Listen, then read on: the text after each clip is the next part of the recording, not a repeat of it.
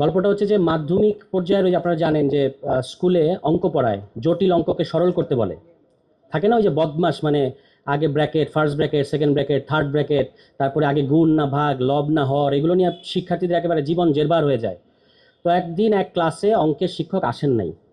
তো আরেকজন শিক্ষককে প্রক্সি দিতে ওখানে হেডমাস্টার সাহেব পাঠিয়েছেন। তো ওই শিক্ষক চরম বিরক্ত, মানে উনি আধা ঘন্টা রেস্ট নেবেন, ওইটা ওনাকে আরেক ক্লাসে পাঠিয়ে দেওয়া হয়েছে। তো উনি এসে বলছেন বই দে, মানে সে যেভাবে আমাদের স্কুলের শিক্ষকরা যেভাবে কথা বলেন আর কি। তারপর উনি ওই অঙ্ক করা শুরু করছেন ওই বোর্ডের মধ্যে। অনেক কষ্ট করে এই থার্ড ব্র্যাকেট, সেকেন্ড ব্র্যাকেট, এগুলোর ঝামেলা, তারপর গুণ ভাগের ঝামেলা টামেলা শেষ করে উনি উত্তর হলো 90, মানে উত্তর উনি আসে 90। এরপর উনি বইটই বন্ধ করে নে শেষ করে দিচ্ছি। এখন ক্লাসে তো কিছু দুষ্ট ছেলেপেলে থাকে, তারা বইয়ের উত্তরপত্র অংশ দেখছে যে উত্তর হলো 94, কিন্তু স্যারের উত্তর আসছে বোর্ডে 90।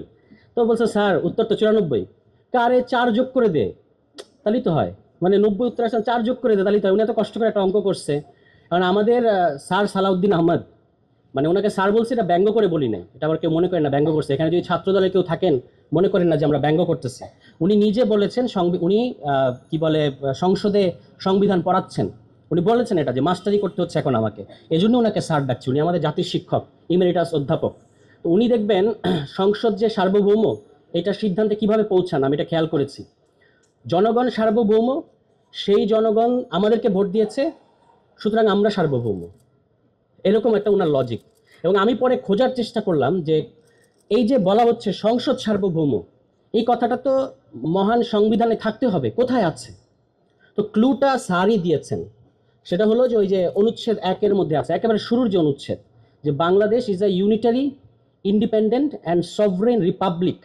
আমার ধারণা, শিশির ভাই হয়তো আরো ভালো বলতে পারবেন, আমার ধারণা this is the only time in constitution যেখানে এটা হলো একমাত্র ধারা যেখানে এই সভরেন শব্দটা ব্যবহার করা হয়েছে।